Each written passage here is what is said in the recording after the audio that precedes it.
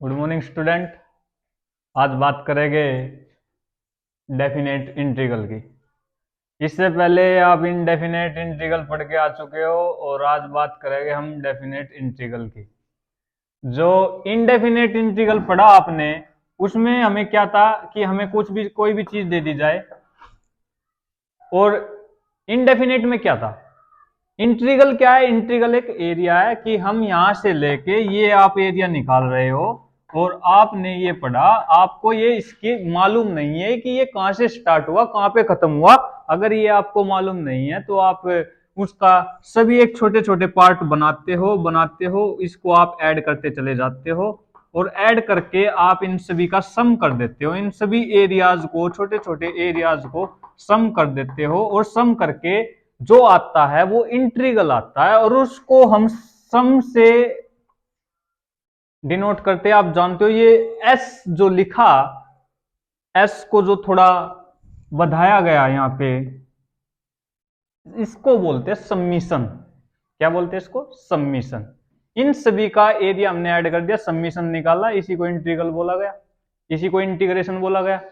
अब जब नहीं मालूम था कि कहां से स्टार्ट कहां खत्म, तो इंडेफिनेट। अगर मेरे को पता लग जाए कि भाई जीरो से स्टार्ट हो रहा है, यहाँ इसमें टू है, ये लिमिट दे दी गई उसने, अगर वो हमको लिमिट दे दे तो किस में चला जाएगा? इनडेफिनेट से किस में चला गया? डेफिनेट में। इजी। अब बात करेंगे डेफिनेट इंटीग्रल की।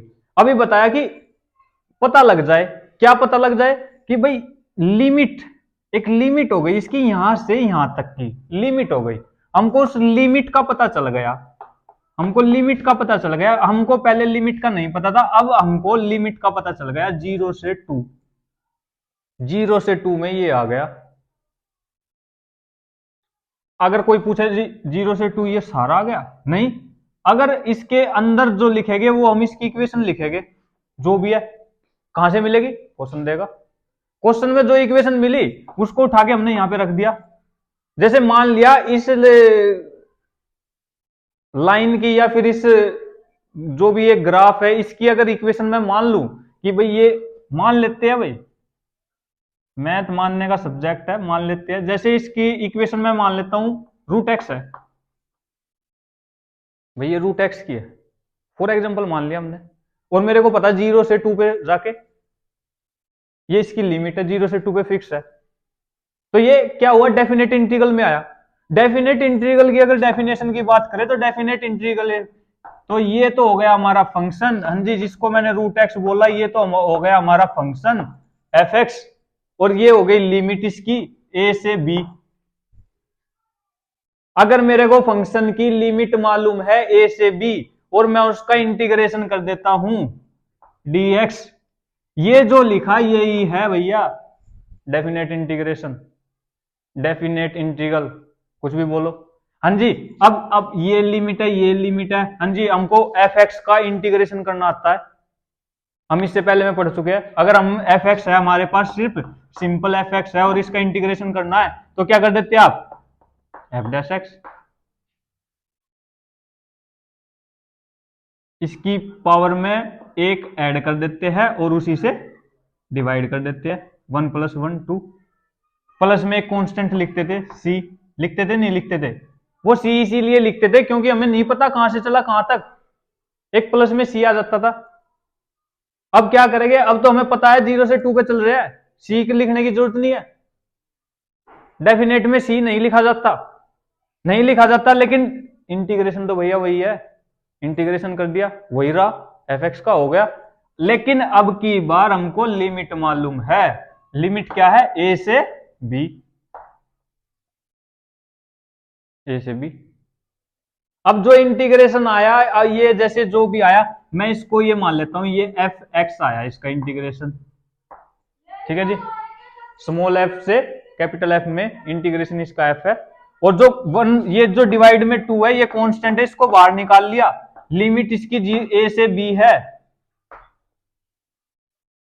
अब जब ये लिमिट खुलती है तो आप लिमिट को देख लो, लिमिट कैसे खुलती है? लिमिट खुलती है अपर माइनस लोअर, अपर लिमिट माइनस लोअर लिमिट। लिखा कैसे जाएगा? एफ एक्स की जगह पे अपर लिमिट, जहां पे हमारा ये फंक्शन है, फंक्शन के अंदर जो हमारा एक्स है, एक्स की जगह पे क्या रखा जाएगा?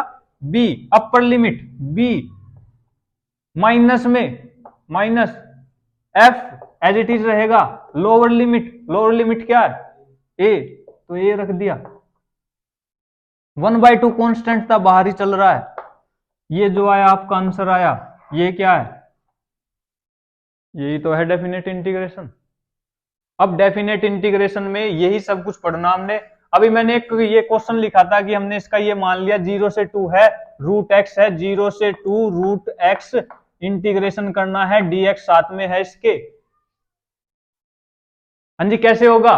रूट एक्स का, एक्स की पावर रूट को 1/2 लिख लिया जाता है, इंटीग्रेशन कर रहे हैं तो एक पावर ऐड, उसी पावर से डिवाइड, लिमिट लगा देते हैं जी। क्या है लिमिट? 0 से 2। सोल्व कर लीजिए, कितना आएगा देख लेते हैं। एक्स की पावर 3/2 डिवाइडेड बाय 3, अपॉन का 2 ऊपर चला जाएगा 2, लिमिट लग गई 0 से 2। अब अपर माइनस लोअर रख दोगे, आंसर आ जाएगा, इजी। इसको देख लीजिए, उतार लीजिए, आगे क्वेश्चन करते हैं। नहीं उतारना तो आप स्क्रीनशॉट ले सकते हैं आप।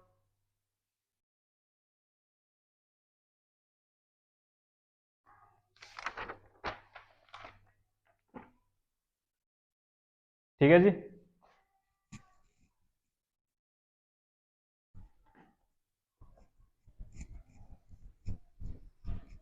अब कुछ क्वेश्चन की बात कर लेते हैं डेफिनेट इंटीग्रेशन में, जो बड़े ही इंपॉर्टेंट क्वेश्चन है एग्जामिनेशन पॉइंट ऑफ व्यू की तरफ से, जो एग्जाम में बहुत बार आते हैं। हाँ जी, इसमें क्वेश्चन दिया गया है 0 से, लिमिट दी गई है 0 से π/2 साइन एक्स, 0 से π/2 क्वेश्चन दिया गया है 0 से π/2 साइन एक्स। बड़ा सिंपल क्वेश्चन है, 2 मार्क्स के लिए इंपॉर्टेंट है, 2 मार्क्स में ऐसे क्वेश्चन पूछ लिए जाते हैं। हाँ जी, इंटीग्रेशन करना है, इंटीग्रेशन हम इस फंक्शन को अपने को आई लेके चलते हैं, dx साथ में लिख लिया जाता है। अभी बताया लिमिट का काम क्या है, अपर माइनस लोअर, इंटीग्रेशन सिंपल जो आप पहले करके आए हो वही करना है। हाँ जी, लिमिट का कुछ नहीं बिगड़ेगा, साइन एक्स का, साइन एक्स का इंटीग्रेशन क्या होता है? अभी बताया आपने, माइनस कोस एक्स प्लस सी, इसमें नहीं आता, लिमिट 0 से π/2, फंक्शन का इंटीग्रेशन करो, लिमिट लगा दो, बड़ा इजी। हाँ जी, अब लिमिट को रखो, फंक्शन की क्या वैल्यू आएगी इंटीग्रेशन की? अपर माइनस कोस एक्स की जगह पे upper limit minus lower limit. हाँ जी, फंक्शन क्या आपका? Minus cos 0, upper minus lower जी। ये 2 माइनस कहां से आया? एक अपर माइनस लोअर का, एक माइनस पहले से था उसमें। हाँ जी, ये आ गया माइनस कोस π/2 और ये आ गया प्लस कोस 0। हाँ जी, कोस π/2 की वैल्यू टेबल से, आपने टेबल याद कर रखी है, साइन 0 0 होता है, कोस 90 कितना होता है? कोस 90 कितना होता है? बोलते नहीं, 0। कितना होता है कोस 90? 0। और कोस 0? कोस 0 उल्टा होता है इसका, 1 प्लस 1, तो इसका आंसर आया आपका 1। ऐसे 2 मार्क्स में ये क्वेश्चन आ जाते हैं, सिंपल क्वेश्चन है। इस माइनस साइन की वजह से क्या होगा, कुछ बच्चे इसको -1 निकाल के आएंगे, यही आपको प्रॉब्लम देगा, यही आपके मार्क्स कटवाएगा। ऐसे आपको अपने हर क्वेश्चन पे ध्यान रखना है। टाइम वेस्ट ना करते हुए अगला क्वेश्चन देखेंगे, देख लीजिए इस क्वेश्चन को, जी। अगला क्वेश्चन देखिए, क्वेश्चन दिया गया है 0 से 1 इंटीग्रेशन, लिमिट दी गई है 0 से 1 integration dx divided bye 1 plus x square. NCERT का, आपकी एनसीईआरटी का क्वेश्चन है ये, बड़ा इजी है। हाँ जी, बिल्कुल सिंपल है। क्या करना है, लिमिट में कंफ्यूज नहीं होना, लिमिट में नहीं जाना। लिमिट में नहीं जाना तो जी कहां जाना है, ये रहा, इसमें जाएंगे। इसमें क्या है, 1/1 प्लस एक्स स्क्वायर और साथ में है dx और इसका इंटीग्रेशन। अगर एक तरह लिमिट को अगर छोड़ दे हम, तो लिमिट को अगर 2 मिनट के लिए देखें कि ये नहीं है, तो आपको इसका इंटीग्रेशन करना आता है। क्या होता है जी, tan इनवर्स x। बड़ा सिंपल, इसका इंटीग्रेशन है tan इनवर्स x। लिमिट 7 आ गई, आई लेके चलेंगे इसको, आई लेके चलना है जी हर क्वेश्चन, बड़ा इजी है।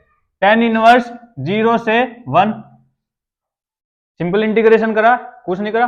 हाँ जी, upper minus lower, tan inverse 1 minus में tan इनवर्स 0, ये आ गया जी आई की वैल्यू। हाँ जी, tan इनवर्स 1 कितना, अब फिर आप अपनी 10th का यूज कीजिए। tan इनवर्स 10 π/4, हाँ जी 45 डिग्री एंगल पे tan की वैल्यू कितनी होती है, 1 रख दिया, माइनस tan इनवर्स 0, 0 बोलेगा कोई, 0 बताएगा कोई, tan इनवर्स 0 कितने पे होता है जी, tan इनवर्स 0 0 पे होता है, sin 0 0, tan 0 पे। हाँ जी, tan इनवर्स से tan कट गया, कितना बचा, π/4 और माइनस में 0, 0 को हम लिखा नहीं करते, क्या आंसर आया, π/4। Simple, very easy question, 2 marks में ऐसे क्वेश्चन पूछ लिए जाते हैं। इन क्वेश्चन पे ध्यान रखो, आपको सिर्फ सिंपल इंटीग्रेशन आना चाहिए।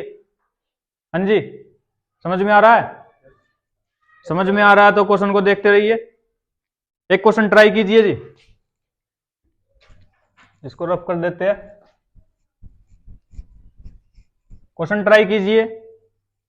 2 क्वेश्चन लिख देता हूं, ए से बी 1/x dx और सेकंड क्वेश्चन लिख देते हैं इंटीग्रेशन 1 से 2 dx divided by x under the root x square minus 1। ये क्वेश्चन है जी सिंपल। हाँ जी बोलिए, बिल्कुल इजी। क्या करना है, इंटीग्रेशन, लिमिट को 1 सेकंड के लिए भूल जाते हैं। हाँ जी, 1/x का इंटीग्रेशन क्या, 1/x का इंटीग्रेशन क्या, 1/x का फॉर्मूला है जी log x, 1/x का इंटीग्रेशन होता है log x। लिमिट लग गई जी, लिमिट लग गई a से b, सिंपल।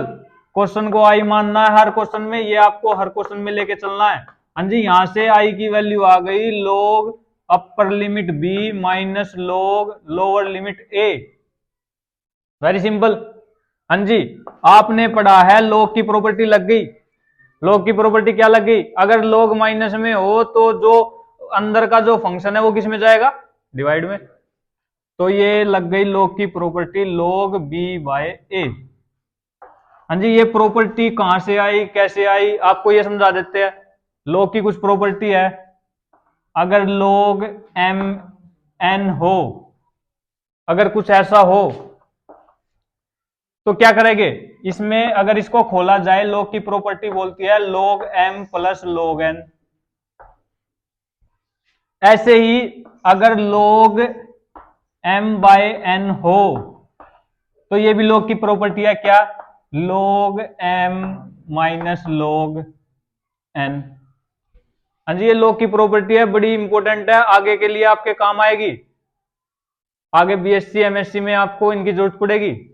और एक होती है कि अगर ऐसा कुछ लिखा हो log m, तो जो log के साथ होता है बाहर, वो कहां चला जाता है, पावर में, किसकी पावर में, m की, log m स्क्वायर, ऐसा हो जाएगा। ये log की प्रॉपर्टी है। अगर आपको उल्टा दिया गया है, log m की पावर 3/2 दी गई है, कुछ ऐसा है, तो आप इसकी पावर को बाहर भी ला सकते हैं। ये बिल्कुल सिंपल है, बाहर लिख लिया 3/2, अंदर लिख लिया log m।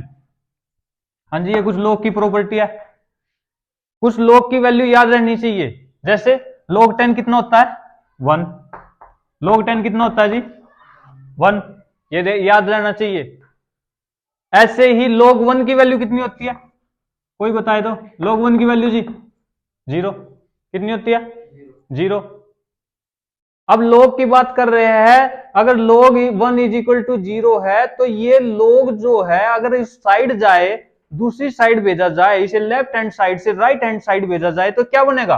अगर log 1 इज इक्वल टू मैंने ऐसा लिखा है तो भैया ये log इस साइड जाके चेंज हो जाएगा, किस में चेंज हो जाएगा जी e की पावर में। इधर 1 बच जाएगा, उधर जाके ये e बन जाएगा और जो भी है वो उसकी पावर में चले जाएगा, e की पावर 0। और आपको मालूम है किसी की भी पावर 0 हो तो आंसर कितना आता है 1। इसका मतलब हमने ठीक लिखा है, किसी की भी पावर 0 हो तो क्या बन जाता है 1 बन जाता है, एक्सेप्ट 0, 0 को छोड़ दो। ठीक है जी, log का उल्टा क्या होता है e की पावर e। ये सिंपल क्वेश्चन था, आपने कर लिया, आपको log की प्रॉपर्टी बता दी है, चाहो तो आप लिख सकते हो। अगला जो क्वेश्चन है वो देखिए जी। अब यहां आपको क्या है, आपको यहां पे इंटीग्रल के फॉर्मूले याद होने चाहिए। अगर आपको इंटीग्रेशन के फॉर्मूले याद नहीं है तो आप एग्जाम में क्वेश्चन नहीं कर पाएंगे और आप अपना क्वेश्चन वहां पे छोड़ाओगे। बिल्कुल इजी क्वेश्चन है ये, और दिखने में ऐसा लग रहा है कि आपको ये नहीं होगा, लेकिन अगर आपको इसका फॉर्मूला याद है तो आप 2 मिनट में 2 नंबर का क्वेश्चन आएगा, आपको 1 मिनट लगेगी इसको करने में। हाँ जी, अब देखो ये 1/x under the root x square minus 1 है, इसका डायरेक्ट फॉर्मूला है क्या है जी सीकेंट इनवर्स x। लिमिट लग गई 1 से 2। हाँ जी, कर दीजिए upper limit minus lower limit, secant inverse 2 minus में सीकेंट इनवर्स 1, ये आ गया। अब आपको फिर यहां पे टेबल याद होनी चाहिए।